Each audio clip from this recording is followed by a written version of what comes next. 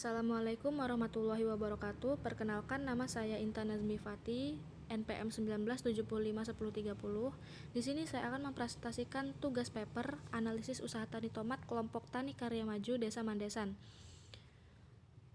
Sebelumnya, pertama-tama mari kita panjatkan puji dan syukur kehadirat Allah Subhanahu wa taala karena berkat rahmat serta hidayahnya saya dapat menyelesaikan tugas paper ini dalam keadaan sehat walafiat.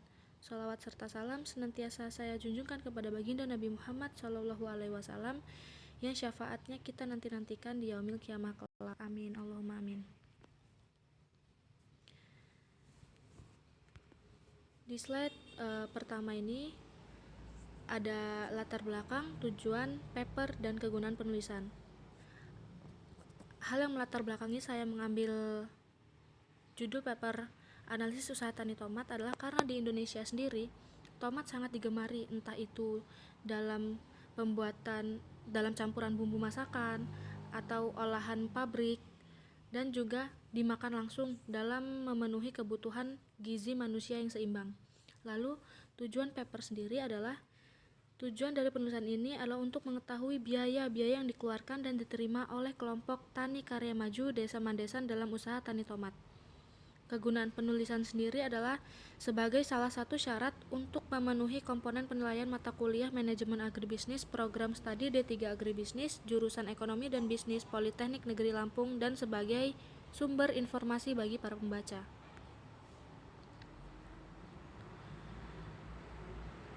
Di bab 2 ini akan dibahas yaitu klasifikasi tanaman tomat, syarat tumbuh, dan analisis biaya usaha tani tomat. Klasifikasi tanaman tomat. Tanaman tomat sendiri berasal dari kingdom Plantae, divisio Spermatophyta, subdivisio Angiospermae, kelas Dicotyledoneae, ordo Tubiflorae, familia Solanaceae, genus Lycopersicum, spesies Lycopersicum esculentum Mill.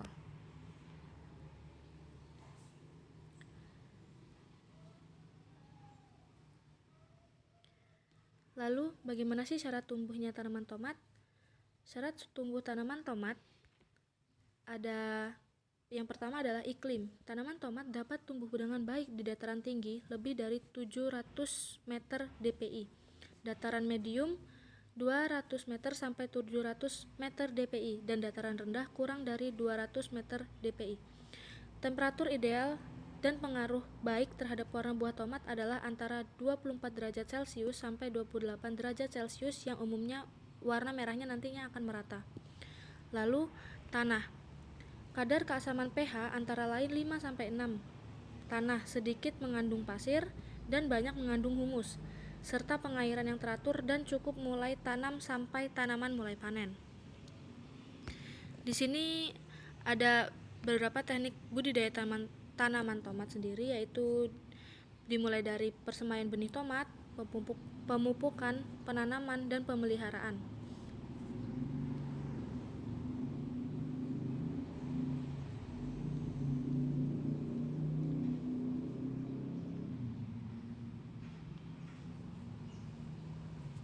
Nah, di sini kita akan masuk ke analisis biaya usaha tani tomat itu sendiri. Yang pertama, biaya tetap atau total fixed cost.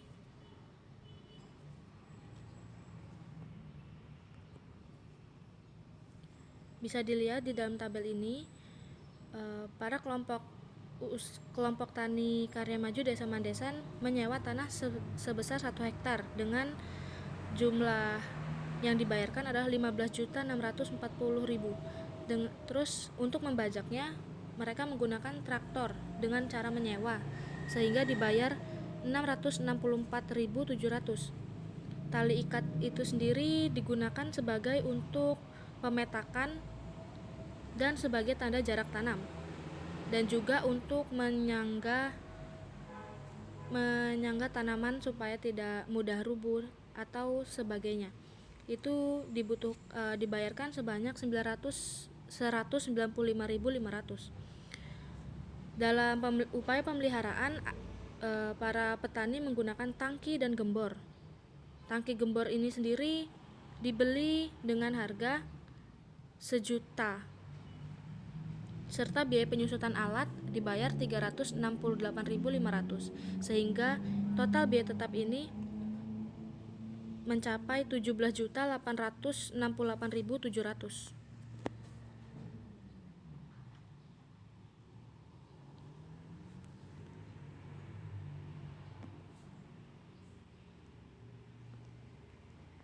Yang kedua ada biaya variabel atau total variable cost.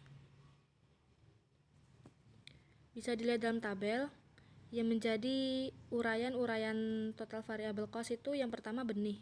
Benih dibutuhkan untuk satu hektar tanah dibutuhkan sebanyak 2.346 gram. Dengan per gramnya sendiri 6.600, sehingga total biaya yang dijumlah itu sebanyak 1.548.360. Mulsa. Para petani menggunakan dua mulsa, yaitu mulsa plastik dan mulsa polybag. Mulsa plastik sendiri dibutuhkan sebanyak 23 roll. Satu rollnya sendiri 700.000 harganya, sehingga dibayarkan untuk membeli 23 roll sebesar 16.422.000. Mulsa polybag sendiri membutuhkan 51 bungkus. Satu bungkusnya sendiri 17.000, sehingga dibayarkan total biayanya total pembelian mulsa polybag itu sebesar 864.110.000.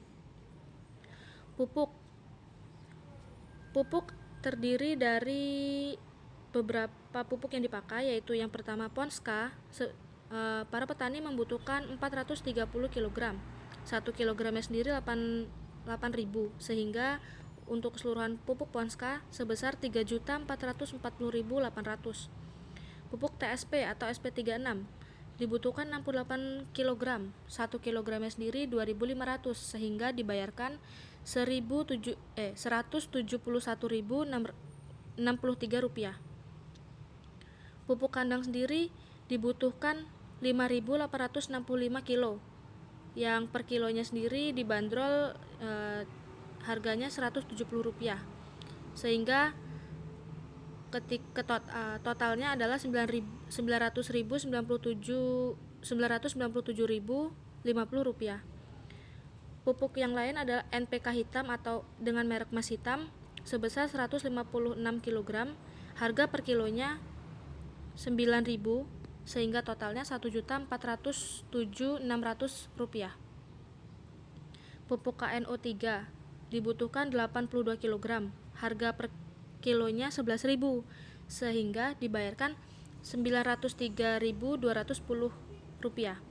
Pupuk atonik dibutuhkan 782 mili, per milinya 10.000, per botolnya 10.000, sehingga dibayarnya 39.100. Pupuk yang terakhir adalah pupuk metalik, dibutuhkan 391 mili, harganya 125 rupiah, sehingga dibayar totalnya 48.875. Yang keempat ada pestisida. Dapat dilihat di tabelnya ya. Pestisida Ditane M45, Kurakron, Roundup, Pelekat Apsa. Sehingga total kalau dilihat keseluruhannya, total biaya variabel yang dikeluarkan para petani sebesar 36.227.128 rupiah.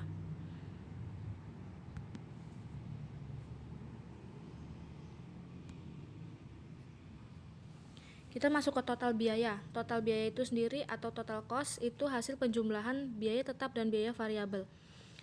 Seperti yang kita tahu sebelumnya, biaya tetap itu mencapai 17.868.700.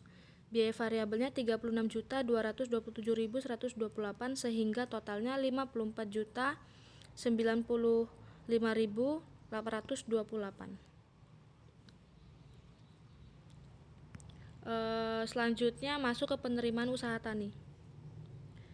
Penerimaan usaha tani dengan hasil panen tomatnya sebesar 19.780 kg dan dikali dengan harga pasaran. Di sini harga pasaran petani dipakai 5.000 per kilonya. Jadi penerimaan para petani tersebut sebesar 98.900.000 per musimnya.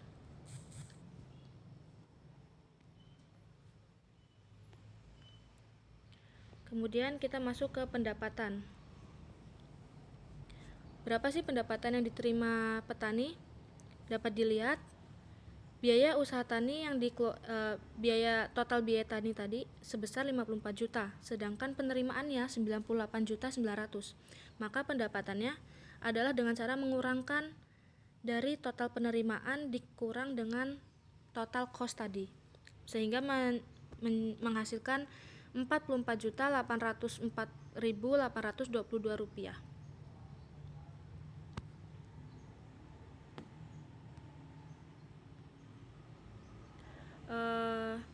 Selanjutnya ada dilihat rasionya. Di sini analisis kelayakan usaha tani tomat dengan rumus penerimaan usaha tani per biaya usaha tani. Penerimaannya tadi 98.900.000 rupiah per biaya usaha tani 54.095.828 rupiah, sehingga menghasilkan 1,8.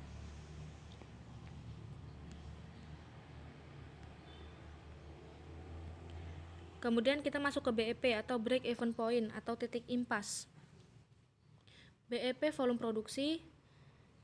Untuk mengetahui volumenya, yaitu rumusnya total biaya usaha tani per harga penjualan.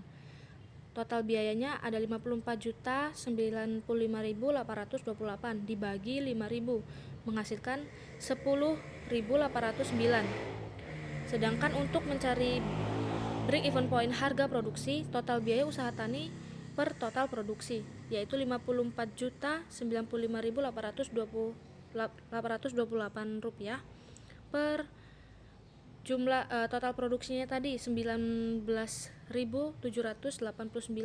kg menghasilkan 2.734 ribu rupiah.